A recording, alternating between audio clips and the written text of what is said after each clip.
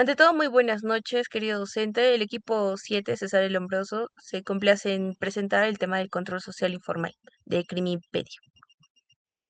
Más que nada, en este tema nos vamos a hacer una siguiente pregunta que guía nuestra exposición, la de ¿en qué medida el debilitamiento de los mecanismos de control social informal, ya sea la familia, escuela, religión y medios de comunicación, incide en el incremento de conductos delictivos en comunidades vulnerables?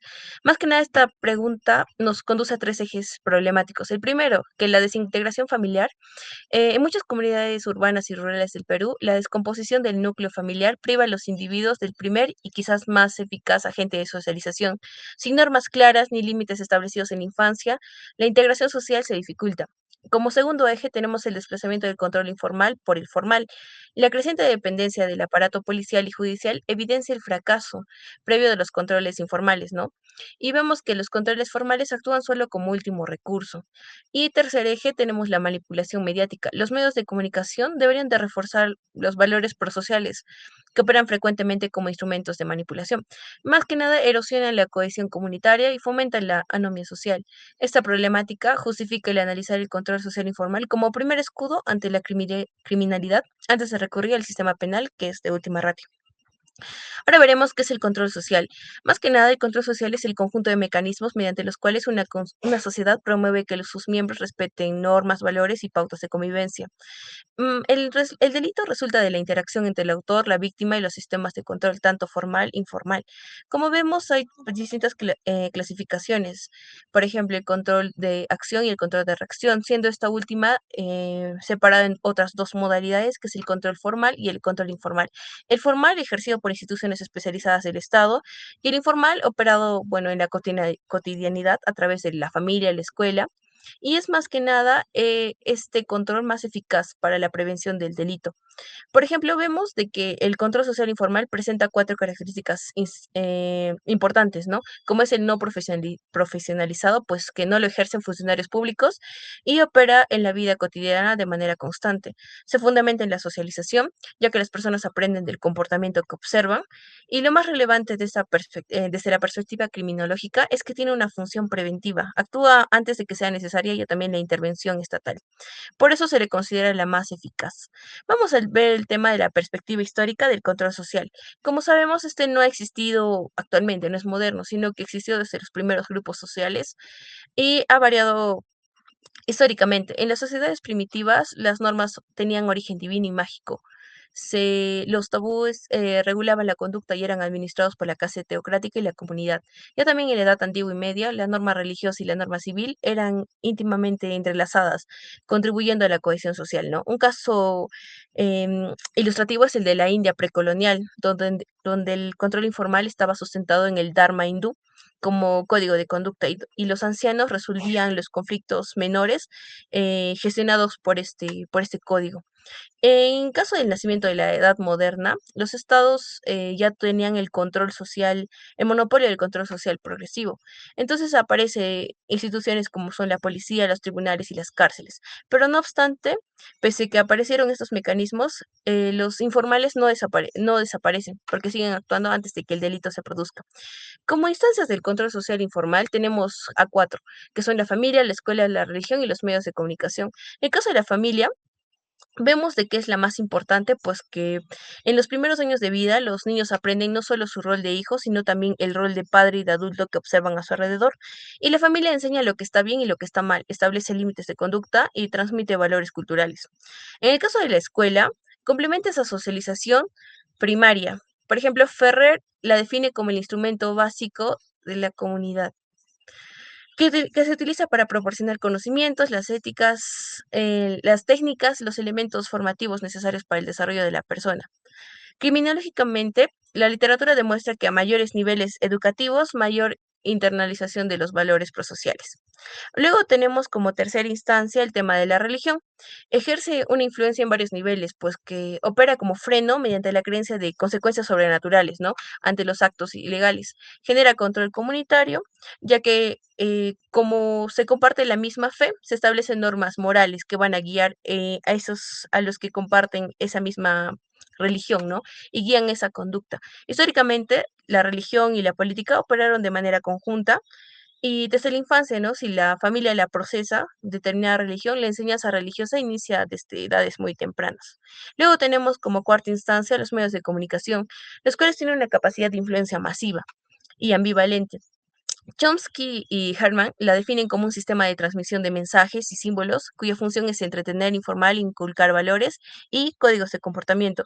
No obstante, algunos autores advierten de que estos medios pueden operar como instrumentos de manipulación, como se ve en algunas agendas de Sylviane Timsky, que identificó 10 estrategias concretas de manipulación mediática, entre las cuales destaca la distracción en los temas triviales, ¿no? La infantilización del público y la apelación a la emoción por encima del análisis racional. Estas son estrategias que erosionan la cohesión comunitaria y fomentan la anomia social que mencionamos al inicio. Luego tenemos las teorías de aprendizaje de Bandura.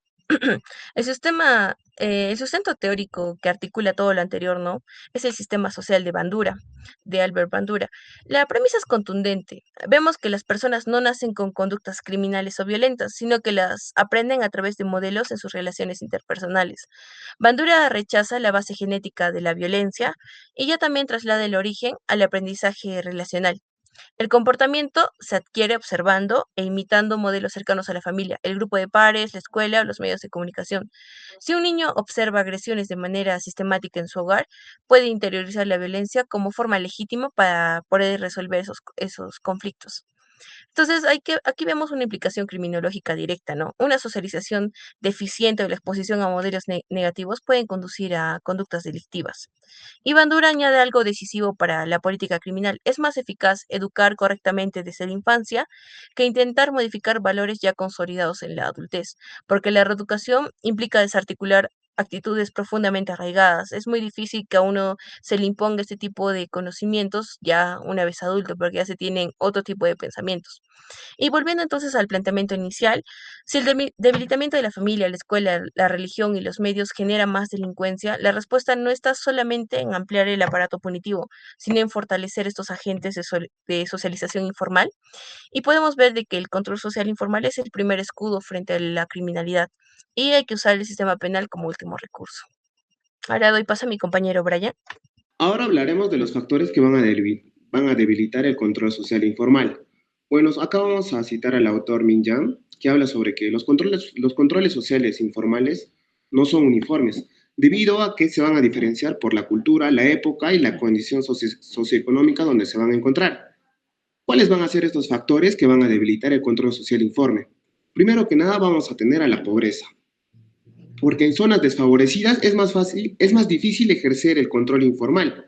Después vamos a tener al espacio físico degradado. En determinados entornos físicos, Oscar Newman nos va a hablar sobre que se van a facilitar estos delitos y las dificultades en la supervisación de las comunidades informales. Y tercero, también vamos a hablar de las debilidades de redes familiares, como por ejemplo la desintegración familiar privada a los individuos del principal agente de socialización e internacionalización de las normas. Bueno, ahora hablaremos de los efectos del control social informal. En los efectos del control social informal vamos a tener tanto a los positivos y a los negativos. En los efectos positivos, ¿de qué vamos a hablar? Vamos a hablar de de la solidarización, también vamos a actuar del apoyo mutuo entre miembros de la comunidad, así como el refuerzo que se da en los valores cívicos y por último la prevención que se van a cometer antes de los delitos. Y en los efectos negativos vamos a hablar sobre la vergüenza, la discriminación social entre los adultos y por último la justicia informal con mentalidades penales. Siguiente. Ahora, como tercer punto, hablaremos de las teorías criminológicas relacionadas. Acá vamos a citar a un personaje llamado Oscar Newman que en 1973 planteó su teoría de los espacios defendibles, que consistía en que los espacios urbanísticos refuerzan de cierta manera la vigilancia natural del entorno y van a dificultar la comisión de los delitos. Siguiente, por favor.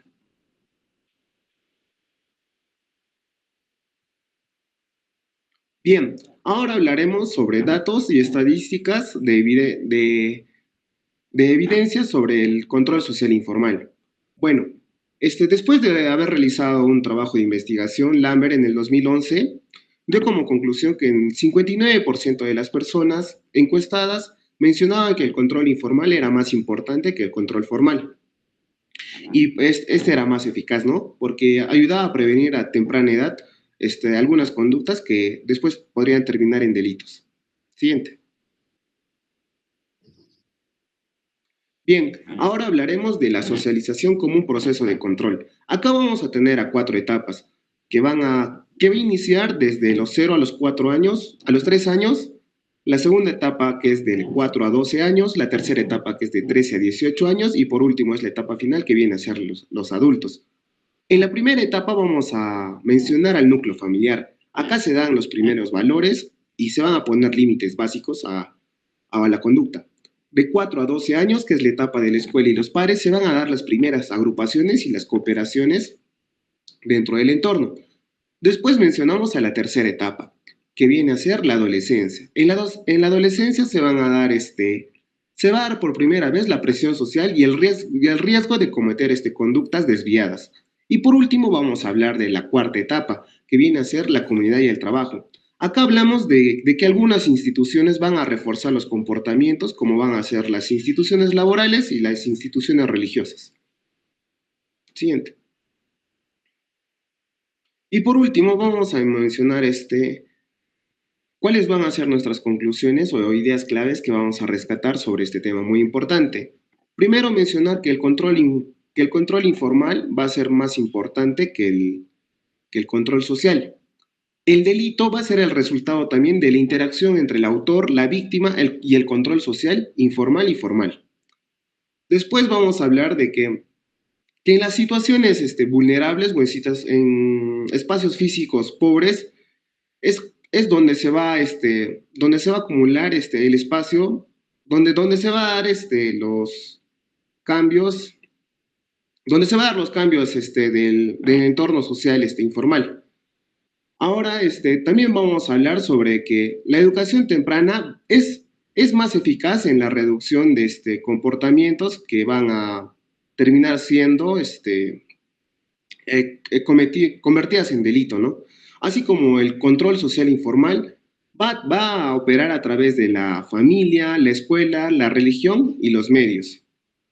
Eso sería todo. Gracias.